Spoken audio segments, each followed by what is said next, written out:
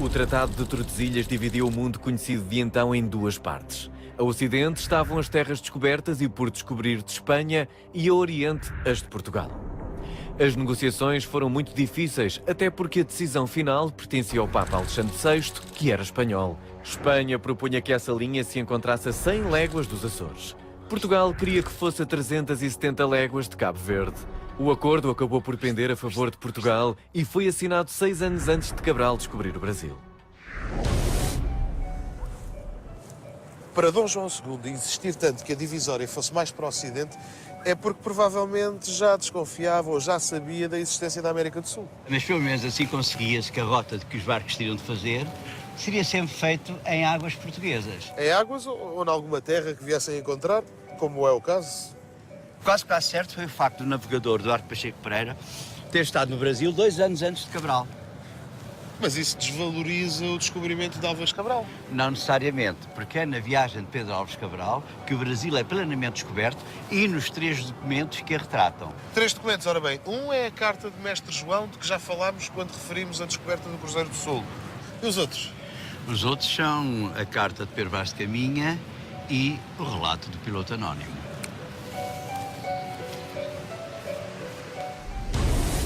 A relação do piloto anónimo, como o nome indica, é de autor desconhecido e relata a viagem completa de Pedro Álvares Cabral, desde o primeiro contacto dos portugueses com os índios até ao seu regresso a Portugal.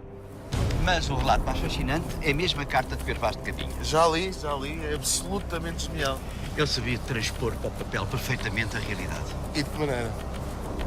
Pedro Vaz de Caminha era um homem letrado, nomeado escrivão da viagem de Pedro Álvares Cabral.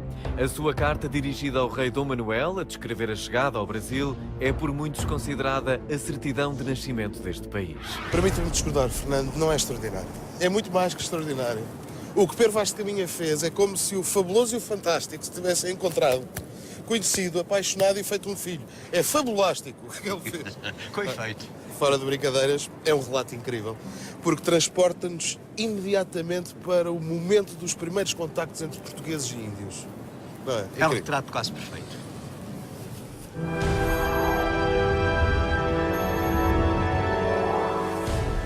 E desta vez transportou-nos literalmente. Os portugueses chegaram pela primeira vez ao Brasil entre Recife e Salvador da Bahia e logo se depararam com os primeiros índios. Mas nesse primeiro encontro, Cabral não estava presente. Os capitães ficaram nas naus e caravelas. À exceção de Nicolau Coelho, que desembarcou com alguns homens. E entre esses homens estava o Pedro Vaz de Caminha.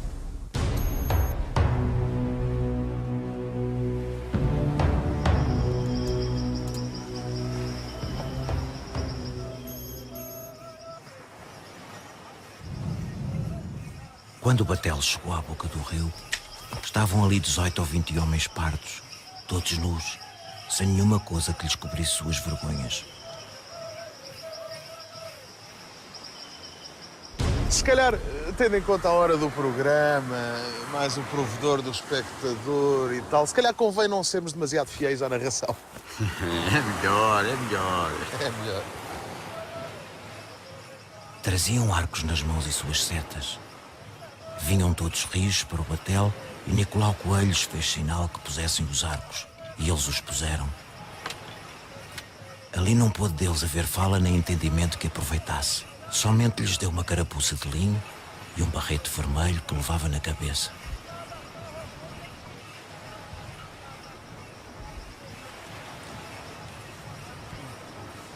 E um deles lhe deu um sombreiro de penas de aves, compridas, com uma copazinha pequena de penas vermelhas e pardas, como de papagaio. E outro lhe deu um ramal grande de continhas brancas, miúdas, que querem parecer de aljaveira.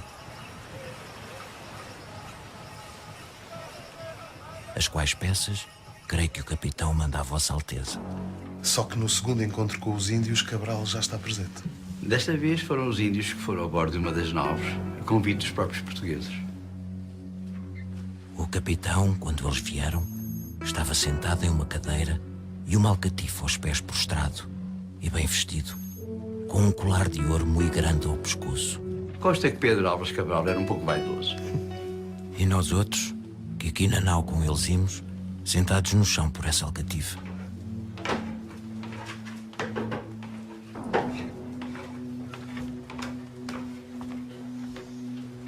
Acenderam tochas e entraram.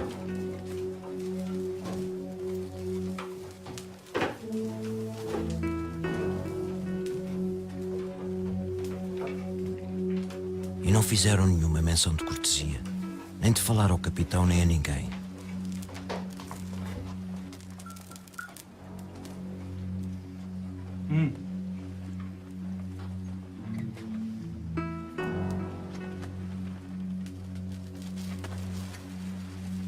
Um deles, porém, pousou-lhe no colar do capitão e começou de acenar com a mão para a terra e depois para o colar, como que nos dizia que havia em terra ouro.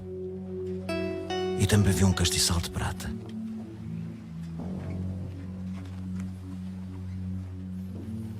E assim mesmo acenava para a terra e então para o castiçal, como que havia também prata.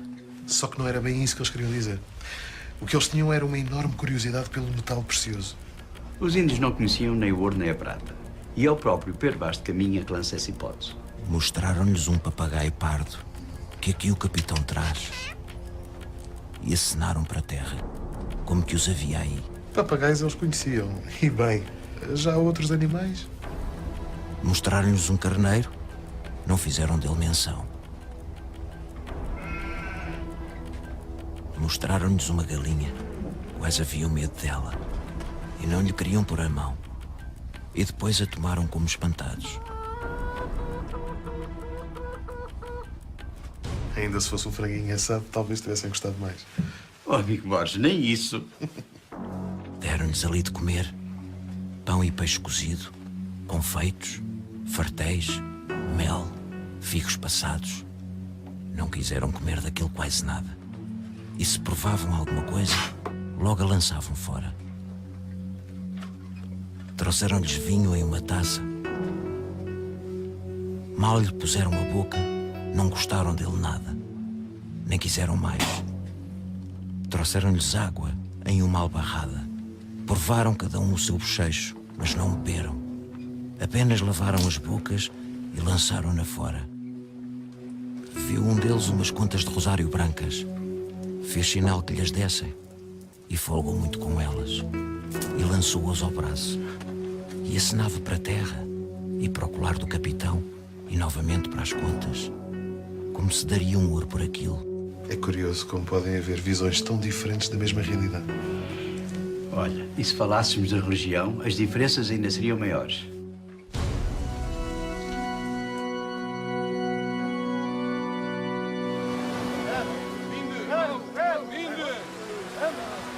Esta é a segunda e última missa que os homens de Cabral celebraram com os índios do Brasil. E aquela cruz era para marcar o território de Portugal. Aliás, Vera Cruz é o primeiro nome do Brasil, que significa verdadeira cruz. Claro, vem do latim. Já o nome Brasil surge por causa da enorme exportação de pau-brasil que viria daqui. Precisamente. Trouxemos a cruz com os religiosos e sacerdotes diante, cantando, maneira de procissão. Eram já aí alguns dos nativos. E quando nos assim viram vir, alguns deles se foram meter debaixo dela a ajudar-nos.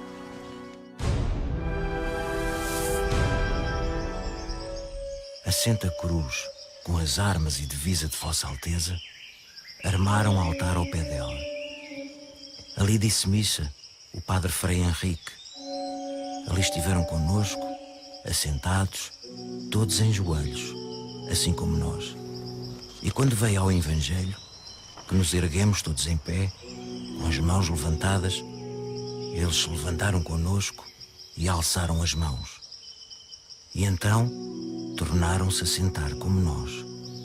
E quando levantaram a Deus, que nos pusemos em joelhos, eles se puseram todos assim, como nós estávamos, com as mãos levantadas e em tal maneira assossegados que certifico a Vossa Alteza que nos fez muita devoção. A inocência dos índios é enorme. Basta ver a forma despoderada como eles se vestem, ou como não se vestem.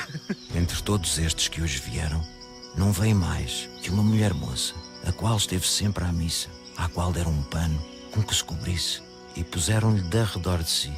Porém, ao assentar, não fazia memória de o muito estender para se cobrir. Assim, senhor, É tal a inocência desta gente, igual à de Adão.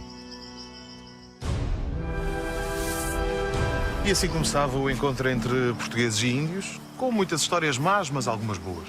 Talvez a melhor de todas seja a do padre António Vieira, mais conhecido pelos índios como Pai Açu, ou seja, grande pai. Padre António Vieira, que esse sim é o verdadeiro lusodescendente, muito mais que o Pepe ou o Roberto Leal. Mas a história dele acontece apenas 100 anos após Cabral cá chegar e que daria para outro programa. Sem dúvida nenhuma. Daria um grande programa, aliás. Ei! Está tudo bem? Está. É que ali veio o Diogo Álvares Correia, mais conhecido por Caramuru. Ah, o Caramuru, o português que naufragou no Brasil. 9 anos depois de Cabral cá chegar e que viveu no meio dos índios e casou com uma índia. E apaixonou muitas outras, pelos vistos. Olha, lá vão elas atrás do Caramuru e da mulher quando partiam para a Europa. Oh, meninas! Há mais marés que marinheiros! Boas histórias é o que não falta entre Portugal e o Brasil. Se tivéssemos 100.000 episódios, contaríamos metade.